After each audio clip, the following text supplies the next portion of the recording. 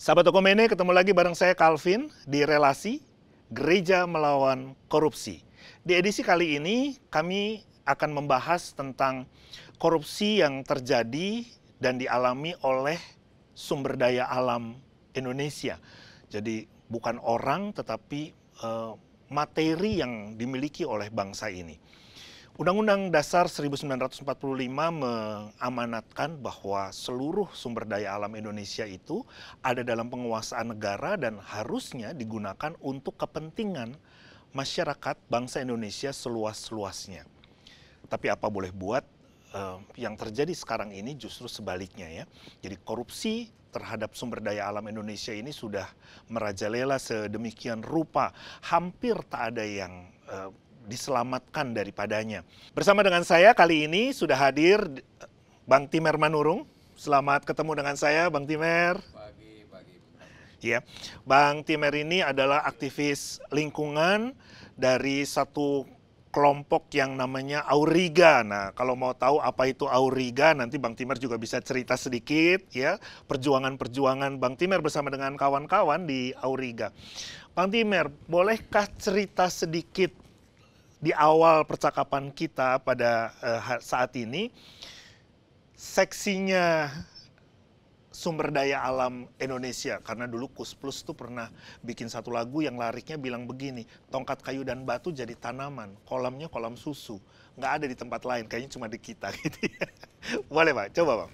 Iya, kita memang pada ujungnya beruntung berada di Katulistiwa, karena dengan kalau kita lihat reaksi kimia itu kan pada suhu tertentu, kepanasan tertentu membuat banyak reaksinya, dan kita kemudian ragam sekali. Tropis itu beruntung Indonesia, Amazon gitu ya. Kita bagian dari yang disebut mega diversity. Jadi keragaman hayati kita luar biasa. Kita selalu di 5 besar. Luasan hutan kita kalah dari Siberia. Tapi keragaman hayati di dalamnya kita jauh mengungguli Siberia, apalagi Indonesia nggak hanya darat. Jadi beda yang lebih dari kita dibanding Amazon misalnya, karena kita dengan Amazon selalu yang bersaing. Kadang-kadang dibanding-bandingkan begitu ya. Tapi kita kepulauan, kita puluhan, lebih dari 10.000 pulau. 17.000? Iya, 17.000 pulau, dan masing-masing pulau itu unik. Nah, di situ memang persoalannya kita jadi persoalan, karena kemudian kita kelihatannya, saya kok ngelihat kita memplesetkan apa yang disebut common goods. Karena sumber daya alam itu mestinya common goods, milik bersama untuk kepentingan untuk kebaikan bersama. Tapi plesetannya common goods ini kadang-kadang gini, karena dia milik bersama, siapa yang duluan dapat, itu punya dia gitu. Nah, kelihatannya itu yang sedang terjadi, yang kemudian negara atau pemerintah, mostly ya, karena jangan Jakarta Selatan. Kebanyakan ini di drive oleh kebijakan pemerintah kalau kami melihatnya. Sehingga melihat seolah-olah misalnya Papua, seolah-olah itu tanah kosong. Seolah-olah karena tanah kosong siapapun boleh dapat izin di sana gitu. Jadi dianggap tanah kosong itu lebih karena belum ada penduduk, karena ada secara secara fisik. Jadi kepadatan populasinya kurang sehingga dipandang kalau begitu ini boleh ambil dong ya gitu. Iya. Jadi itulah yang kemudian seolah-olah kemudian karena nggak ada orang di sana, keragaman, dan di hukum kita kan tidak menempatkan sumber daya alam atau spesies sebagai satu pihak yang sama berdiri dengan manusia di pengadilan misalnya. Iya. Kita menganggap adalah kitalah penguasa mereka, kita menentukan mereka, kita lebih tahu daripada si pohon itu sendiri. Sehingga kita bebas melakukan apapun. Nah, menurut saya konsepsi agak teologis mungkin itu juga menjadi soal di kita, karena kita disebut khalifah di bumi apa gitu ya. Mungkin tidak bisa lepas sama sekali dari pemahaman teologi, sebab Indonesia betapapun kan negara beragama ya. Jadi sebagai bangsa yang secara umum penduduknya memang harus punya agama, tentu saja itu akan memengaruhi.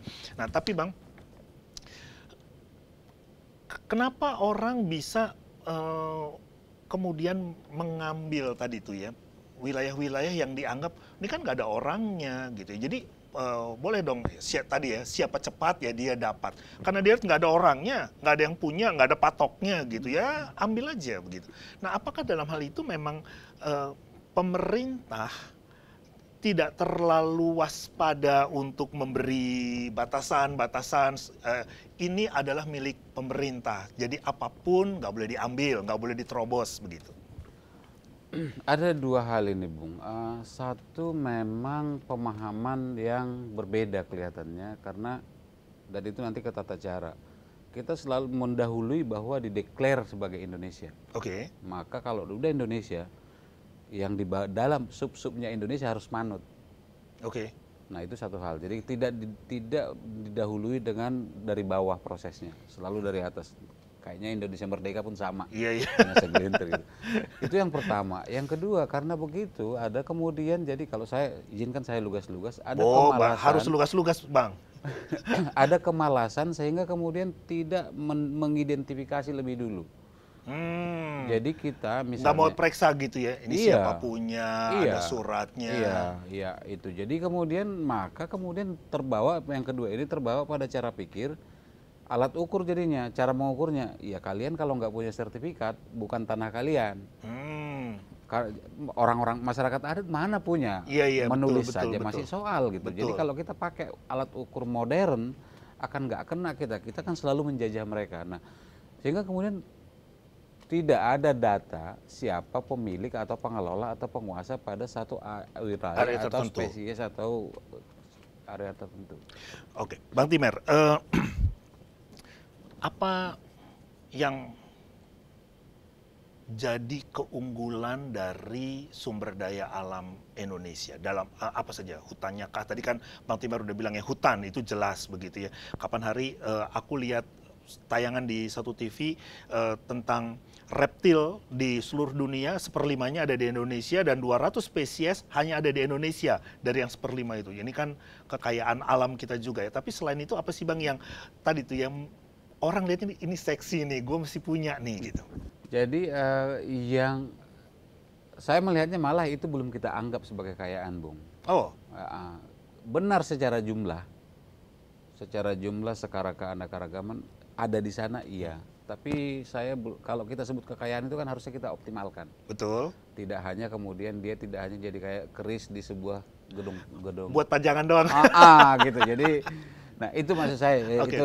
Itu artinya masih kita. Ada nggak yang udah dieksplor yang dianggap sebagai ini kekayaan dan karena itu dieksplor sedemikian rupa tadi ya, di potensinya digali sedalam-dalamnya dan kemudian itu membuat orang beramai-ramai ingin ikut ambil bagian. Yang populer mungkin kopi, Pung. Oh, oke. Sambil minum kopinya. Ini kopi. salah satu hasil negara. Kebun kopi, petani. Kopi itu kan kita sekarang jadi melihat banyak ragamnya. Kita kopi hanya seolah-olah hanya pahit dia kan. Tapi kita bisa ngopi kopi dari Jawa Barat, dari kopi Wamena, kopi Toraja, kopi macam-macam. Kita melihat itu dan kita jadi kemudian mendalami keunikan dan kelebihan masing-masing gitu. Kopi ini begini, kopi itu begitu. Itu menurut saya satu contoh kita sudah mengeksplorasinya, tidak mengeksploitasi habis-habisan gitu ya. Dan itu pun di spesies ada. Bung Timer membedakan antara mengeksplorasi dengan mengeksploitasi ya. Nanti saya dalemin yang bagian itu. Jadi kalau yang tadi Bang Timer cerita, kalau untuk urusan kopi, kita masih dalam tahap mengeksplorasi. Eksplorasi kelebihannya dan kemudian kita udah maksimalkan. Jadi saya agak hati-hati pakai eksploitasi. Karena explore. Jadi memang ini kita gali gitu ya kalau explore. Tapi kalau exploit itu, kalau kita nggak tahu batasannya, saya takutnya jadi over exploitation-nya itu yang terjadi. Ada nggak yang dieksploitasi kalau dalam hal sumber daya alam? Oh banyak. Apa misalnya? Banyak. Satu contoh lagi kalau misalnya karena kita ngomong sumber daya alam, misalnya saya izinkan Bung, badak, saya nyebutnya badak Banten di Ujung Kulon. Ujung Kulon. Nah itu oleh orang Pandeglang itu udah lambang. Betul. Jadi ekonominya pun banyak sekali, lambang daerahnya, ukirannya itu pakai badak. Betul. Nah dan itu contoh yang kemudian kita eksplorasi dan kita manfaatkan untuk ekonomi setempat gitu ya. Nah yang sebaliknya banyak. Jadi orang bangga misalnya punya peliharaan harimau. Itu laki banget tuh. Ah, gue banget tuh. Iya itu. Padahal kan ya harimau tinggal berapa gitu. Kecuali misalnya dia punya sepasang, dia diperanakan, dia balikin lagi ke alam. Persoalan kita kan enggak. Jadi justru di alam ditarik, ini. Nah, itu bagian eksploitasi ya. Iya, Jadi iya. kalau dia ambil dua sepasang laki perempuan lalu diternakkan, ditangkarkan dan pada gilirannya dikembalikan lagi, nah itu eksplorasi. Iya, itu Oke. kemudian dari pengayaan ujungnya dia gitu. Oke, Bang Timer kita simpan dulu sampai di sini, kita jeda sejenak, nanti kita balik lagi habis ini. Sahabat Tokomene, kita kembali lagi setelah yang satu ini.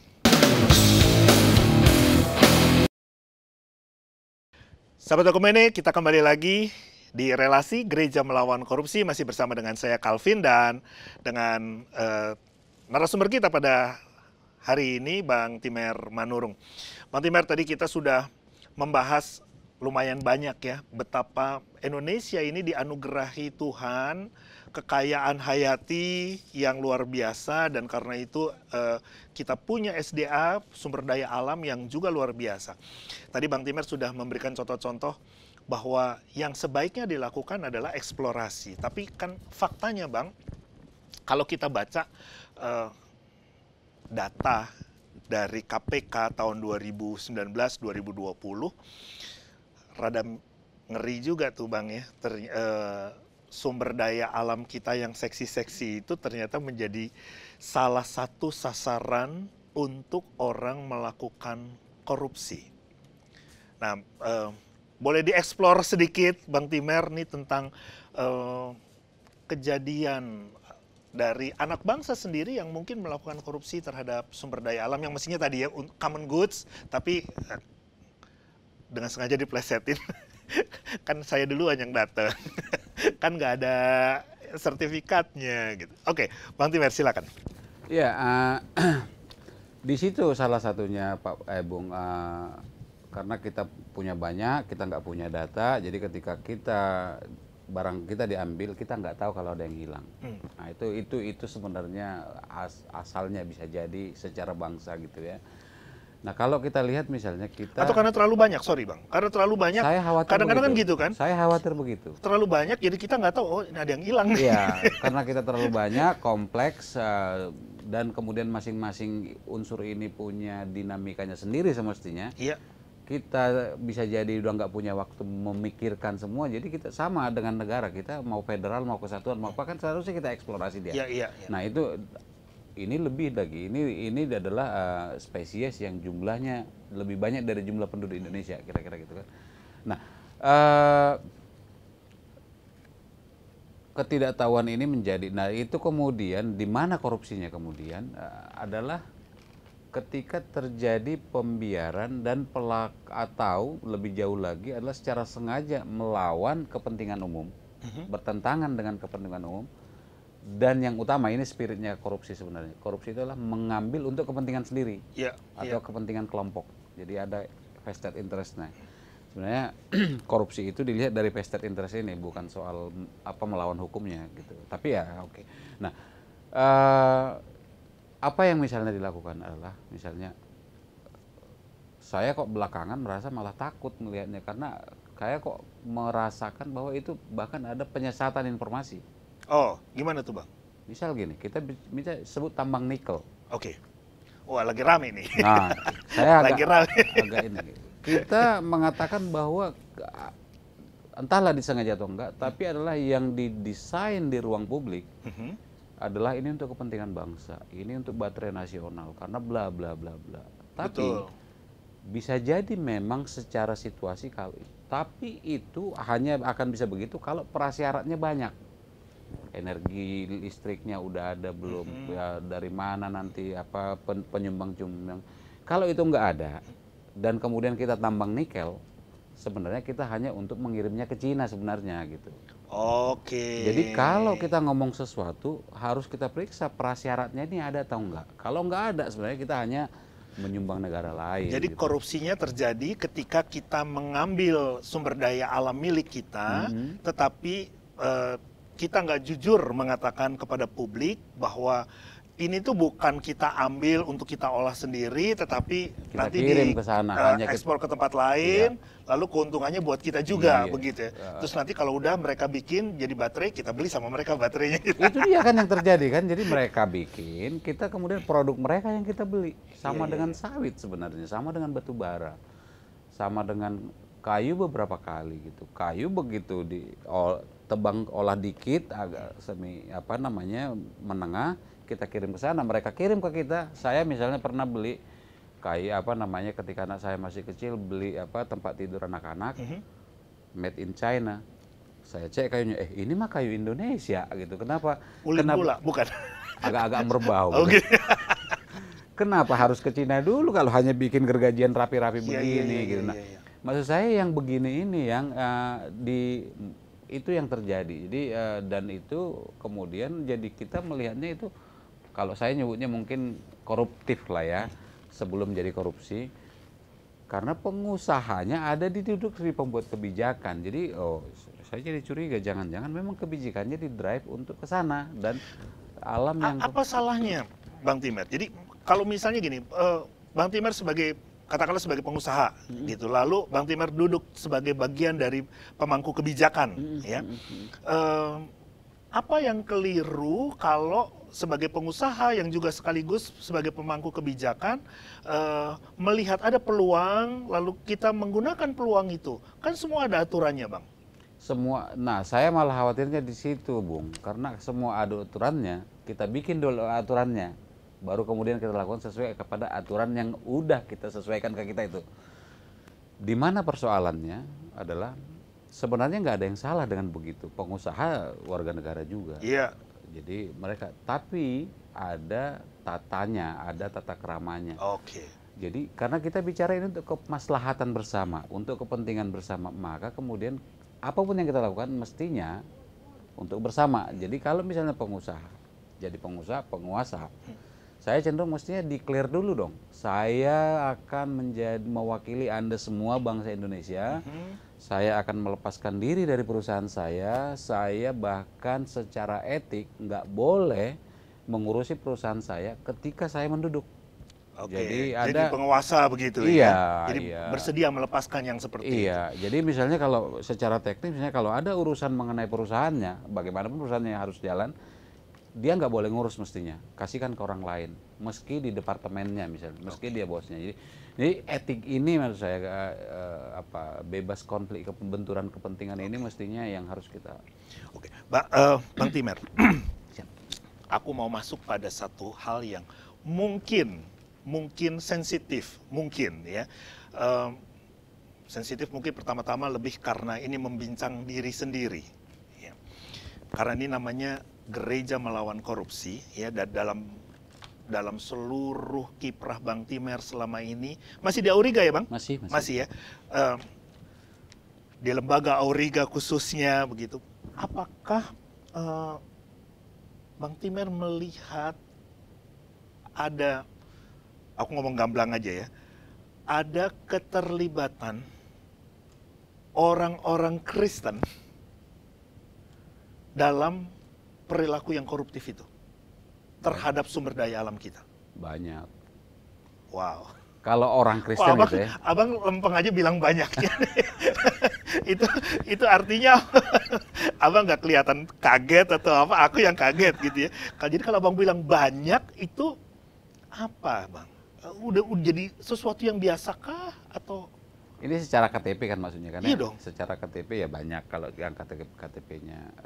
Saya kan. Karena kan kita berdasarkan KTP kan, agamanya apa? Iya. Jadi kalau misalnya di KPK itu kan setiap Jumat. Saya melihatnya dari situ aja. Kalau di Jumat itu kan ada jam kebaktian tuh yang Muslim ke masjid bersama. Ya para tersangka itu di situ. Dan yang kalau jam Jumatan ada okumene di sana. Yang okumene yang berdoa bersama itu banyak juga yang Kristen. Jadi saya bilang, kenapa saya bilang banyak ya? Jadi ya jadi saya melihatnya mungkin ini menurut saya justru ini Bung, ini justru peluang gereja untuk secara real menyelesaikan atau membantu menyelesaikan persoalan bangsa. Karena dengan gereja, saya datang dari budaya di Sumatera Utara yang kira-kira gini Bung, kira-kira kalau kita sambil guyon, sepreman-premannya orang Batak, dia akan takut sama pendeta. Kalau pendeta datang ke rumahnya, dia akan hormat, akan doa. Nah, artinya sebenarnya ada kesempatan gereja untuk meluruskan. Sorry, itu hanya berlaku kalau ada di Sumatera Utara atau termasuk kalau di Jakarta? Jakarta juga sepertinya begitu. Jangan-jangan mereka bilang ini bukan Medan, Bung. Oh enggak Jakarta. Maksudnya itu apa, Indonesia Timur juga sama. Iya. Jadi dan artinya adalah bahwa kita sebenarnya yang tadi Bung sebut, kita beragama. Kita memang secara DNA udah beragama, dan di bawah sadar kita, jadi dan agama kan diperlambangkan oleh rohaniawan atau ulamanya gitu Jadi dan pendeta lah kalau yang kita bicarakan. Saya pikir itu mayoritas bangsa kita. Sependek yang Bang Timer tahu begitu ya, atau ini tentu lebih sifatnya lebih personal gitu. Apa sih menurut Bang Timer yang jadi penyebab orang-orang Kristen ini melakukan korupsi? Saya ngelihatnya kan gini, memang kita kan minoritas ya. Kita minoritas dari segi jumlah. Tapi dari segi materi. Dari segi uang kita kompetitif. Nah, kita minoritas dan kita seringkali tidak berada di tempat kita berada, merantau apa segala macam. Kondisi ini kan pada dasarnya membuat kita harus survive. Kita harus bisa, kalau kita cuma rata-rata kita akan terinjak. Kan kira-kira ini realita harian. Dan itu membuat kita sangat-sangat kompetitif. Sangat mampu bersaing, tapi dalam rangka mampu bersaing kita kerap melakukan apapun asal bisa ke atas gitu. Nah, saya pikir termasuk korupsi. Dan korupsi adalah bagian apalagi kalau bukan lewat korupsi. Bukan, karena di budaya kita seringkali bukan kompetisinya, kita belum terbiasa berkompetisi pada dasarnya kan. Nah, keharusan kita survive ini membuat kita kemudian sangat-sangat dekat kepada praktek koruptif. Nah, itu yang membuat kita ada di lingkungan yang mau nggak mau, kalau perusahaan besar itu misalnya, sebutlah misalnya di media Kompas misalnya, orang kan akan selalu lihat dia, ini Katolik, ya, apa yang harus dilakukan kalau enggak? Nggak usah sebut agama, lihat namanya aja udah ketahuan gitu ya, Kristen. Iya, Timer Manurung, Kristen nih gitu. Nah gitu, jadi saya pikir itu yang membuat pemilik perusahaan terutama dia harus survive, karena dia harus survive-nya adalah cara begitu. Bang Timer, sebagai orang Kristen, kalau di gereja disebut sebagai anggota jemaat begitu ya. Apakah Bang Timer melihat minimal di gereja Bang Timer ya? Iya, di Metodis. Di gereja Bang Timer, apakah Bang Timer melihat para pendeta atau anggota majelis jemaat di situ, pengerja apapun sebutannya gitu ya, sudah melakukan semacam advokasi untuk anggota jemaat supaya dalam situasi yang kompetitif ini, mereka bisa berkompetisi secara sehat, secara baik, secara benar, tanpa harus melakukan korupsi? Atau ngomongnya tetap gini, udah pokoknya kalau nggak berdosa masuk surga gitu? Iya, kadang-kadang ya masih permisifnya itu yang tinggi menurut saya, Bung. Jadi contoh-contohnya kan udah banyak sebenarnya transparansi di gereja itu ya. Setiap hari, setiap minggu kita umumkan uangnya gereja, penerimaan. Itu udah ini. Tapi dalam decision making, gimana pun kerap ada hal-hal di balik decision kan. Nah, di sini kata yang kulturnya rasanya perlu diperbaiki agar kemudian dia lebih bermaslahat. Kultur itu kultur gerejanya atau kultur budaya kita sebagai bangsa Indonesia? Kultur tidak bermasalah kalau berbeda, termasuk berbeda pendapat. Di bagian itu ya? Iya. Maksudnya jadi kemudian adalah yang yang terjadi adalah klik-kliknya ini gitu kan, di itu pun ada kan di gereja kan ya. Bang Timer, kalau satu hari di gereja di mana Bang Timer beribadah, Bang Timer lihat, kan dalam pengalaman Bang Timer tadi itu ya, kalau lagi okumene di KPK, udah lihat nih, wah nih wajah-wajah koruptor gitu. One day, dia bebas katakanlah, lalu dia beribadah di situ, dan dia memberi persembahan. dalam jumlah yang besar, begitu. Apa yang kira-kira Bang Timer lakukan? Itu yang kalau dalam PPATK disebut profil ya. Jadi kalau orang profilnya memang terbiasa ngasih 1 miliar setiap hari, itu wajar.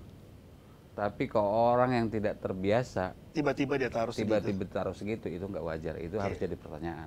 Nah, menurut saya mungkin di dalam pada gereja kebiasaan ini perlu diperkenalkan. Kan masuk tuh tadi kan Bang Timer bilang tuh ada pengumuman penerimaan, lalu masuklah itu angka 1 miliar sekian itu ya. Kan pendeta semua majelis gereja akan kecenderungannya senang kan? Puji Tuhan. Nah itu apa yang kira-kira? Kalau saya kan curiga dulu, bukan curiga mungkin jadi udah sikap, tapi saya akan bertanya duluan, ini uangnya dari mana ya? Ini aman nggak? Abang berani ya nanya begitu? Oh iya. Ya? Nggak takut dosa, Bang? Malah kayaknya berpahala menanyakan itu. Karena menyelamatkan. Iya, menyelamatkan gereja dari tercemar. Iya, betul kan Bang? Karena aku mau tanya begini, kalau misalnya itu tidak dilakukan, apa sih kira-kira ininya gereja, dampak yang akan dialami oleh gereja? Tercemar. Jadi gini Bung, korupsi itu ada 3 kalau saya bilang. By commission, kita mendapatkan sebagian dari itu. By omission, kita diam tapi membiarkan. Karena kita turut secara kita tahu tapi diam aja. Itu kan bagian yang tadi, kalau misalnya kita terima persembahan 1 miliar terus kita agak-agak tahu deh ini kotor, kita terima, kita diam-diam, kita malah bersyukur. Gereja lagi butuh uang, gitu kita mau pembangunan. Nah ini by omission. Ada yang survival memang, orang mau nggak mau harus begitu. Kita ngurus KTP kalau nggak ngasih uang, seringkali nggak jadi KTP-nya gitu. Nah yang begini 3 ini menurut saya yang harus kita waspadai. Dalam hal gereja yang biasanya nomor 2 ya, by omission. Nah di bagian itulah apakah tadi menurut Bang Timer gereja sudah cukup untuk memberikan edukasi kepada anggota jemaatnya, jangan dong gitu ya, atau apa sih yang harus dilakukan gitu, atau gereja ya itu bukan bagianku lah gitu kalau menurut Bang Timer? Kalau saya ngelihatnya tapi ini introspeksi ya, ini buat introspeksi. Tapi populasi yang saya kunjungi kan gerejanya sedikit ya, jadi jarang-jarang juga saya ke gereja. Saya melihat itu malah sangat kurang gereja yang sudah bisa membebaskan diri dari by omission. Saya pun masih belum melihat banyak gitu. Nah, justru kalau dicari ke introspeksinya, ini mungkin jadi cara baru yang harus dikedepankan dan lebih proaktif. Nah kalau menurut, paling tidak di gereja di mana Bang Timer ada ya, kalau menurut Bang Timer, di gereja itu belum melakukan semacam advokasi tentang korupsi terhadap anggota jemaat, mungkin bukan cuma gereja Bang Timer satu-satunya, jangan-jangan semua gereja yang ada di Indonesia, saya khawatir begitu kan? Nah, ada nggak saran Bang Timer, katakanlah untuk PGI yang menjadi payung kita pada saat ini ya dalam acara gereja melawan korupsi, ada nggak saran Bang Timer terhadap PGI terkait dengan advokasi korupsi? Bukan untuk melakukan korupsi ya, tapi untuk melawan korupsi. Ada 2 ini Bung, kalau menurut saya. Advokasinya adalah satu dari sisi keuangan tentunya. Tadi kita udah bicara, mudah-mudahan udah tergambar bagaimana agar profil keuangan. Kalau satu gereja tiba-tiba menerima besar, harus dilihat dari siapa sumbernya gitu ya. Bisa diperiksa nggak Bang Timer? Jadi kan sorry ya aku potong sedikit. Jadi kadang-kadang kan kalau gereja mau bikin laporan, terus mereka ada semacam kekhawatiran, wah ntar nih orang bisa lihat nih duitnya banyak nih ternyata nih gitu. Lalu ada kekhawatiran ada pihak-pihak lain yang akan menggunakan itu sebagai info yang bisa disalahgunakan, atau kita nggak pernah boleh punya kekhawatiran seperti itu. Tanggung jawab gereja adalah memberikan laporan apa adanya, profiling yang tadi itu ya, terbuka, transparan begitu. Saya cenderung yang kedua. Saya kok ngerasa semakin kita terbuka, kita akan semakin kredibel. Semakin yang nggak ada kita rahasiakan, kita semakin nggak punya beban. Tapi makin banyak kita rahasiakan, kita makin punya banyak beban. Apalagi kalau orang tahu ada yang kita rahasiakan. Kalau dari sisi keuangan. bukan lantas berarti kita bilang bahwa kita nggak bisa terima uang besar, enggak, tapi Yang penting tahu datangnya dari mana. ya, Begitu ya. ya. Dan yang terutama sebenarnya yang kedua nanti adalah ke culture-nya, ke kalau terima uang besar dari seseorang, ya kita mestinya sama dong perlakuan kita kepada yang terima uang besar dengan yang terima uang sedikit. Oke. Jadi keberterimaan kita pada pergaulan di gereja bukan karena orang nyumbang besar. Kalau orang nyumbang besar tuh, Bang Timer, ya itu mesti ditempel, Bang. Nah, itu Itu- kebetulan opung saya suka nyumbang gereja, jadi saya tahu perasaan itu. gitu. Gitu. Jadi Ini sumber berkat ini.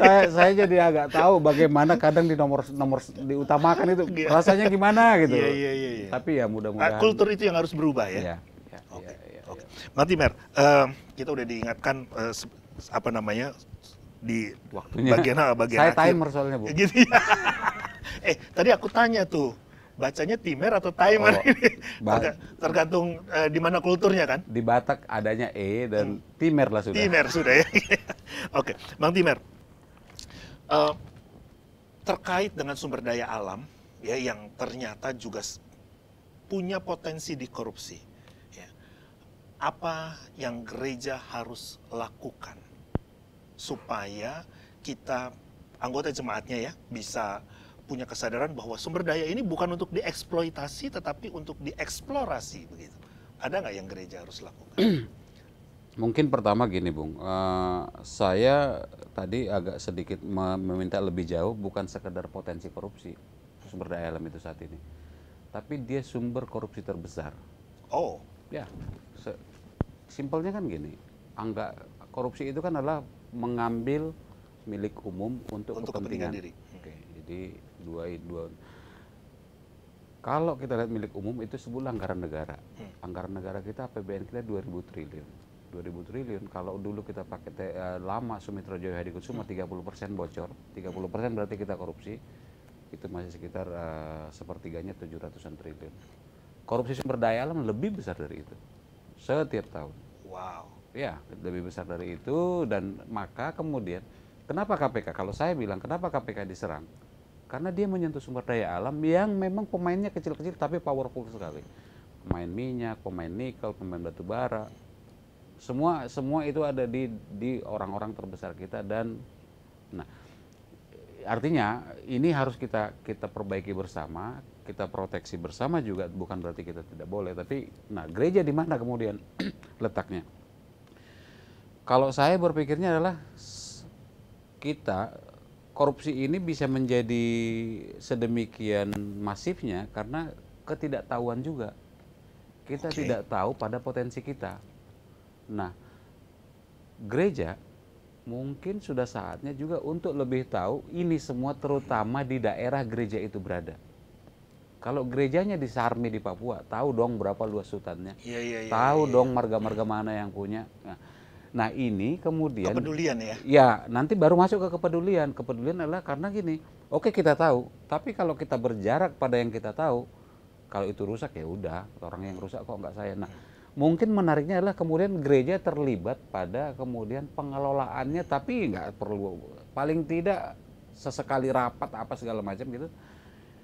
Itu membuat kemudian pengelola sumber daya alam ini merasa ada gereja yang melihatnya gitu. Ada gereja dalam artian tidak sekedar majelis tapi juga jemaat-jemaatnya gitu. Nah, saya ngelihatnya di situ, Bung. Jadi ini sesuatu yang luar biasa sekali. Jadi terima kasih Bang Timer sudah bersedia hadir dalam bincang kita ya. Gereja melawan korupsi, dan dari pernyataan Bang Timer yang terakhir sekali aku melihat bahwa gereja punya peranan yang sangat signifikan untuk ikut kalau tidak bisa menghapus, meminimalkan potensi korupsinya dengan kesediaan peduli pada lingkungan di mana gereja itu ada, dan dengan terus juga memberikan edukasi terhadap anggota gerejanya ya supaya jangan melakukan korupsi. Bang Timer, terima kasih banyak sudah berbagi info dan ilmu ya. Kiranya Tuhan terus memakai Bang Timer lebih luar biasa lagi bersama-sama dengan kawan-kawan di Aruga dan menolong kita semua untuk bisa melawan korupsi, menjaga sumber daya alam kita menjadi lebih baik lagi. Terima kasih Bang Timer, sehat terus. Sahabat Okomene, percakapan kita dengan Bang Timer Manurung, kita harus akhiri sekarang dengan satu PR besar untuk gereja di Indonesia. Gereja yang Tuhan tempatkan di satu wilayah dengan sumber daya alam yang luar biasa, bahwa gereja harus peduli dengan lingkungan di mana gereja ada. Gereja harus memampukan umatnya untuk peduli pada lingkungan di mana mereka ada. Gereja harus mengeksplor lingkungan di mana dia ada demi kepentingan seluas-luasnya sebanyak mungkin orang, bukan untuk mengeksploitasinya. Terima kasih untuk kebersamaan kita saat ini, sahabat Okomene. Kita akan ketemu lagi di bincang relasi yang lain di masa depan. Terima kasih, dan sahabat Okomene dapat mengikuti bincang-bincang ini ya melalui kanal YouTube dari Yakoma PGI. Sila dicari di kanal YouTube Yakoma PGI, dan kalau udah ketemu jangan lupa ting tung ya, dipencet subscribe supaya kalau ada yang baru selalu bisa dapatkan info-infonya dari situ. Terima kasih. Saya pamit, sampai ketemu lagi.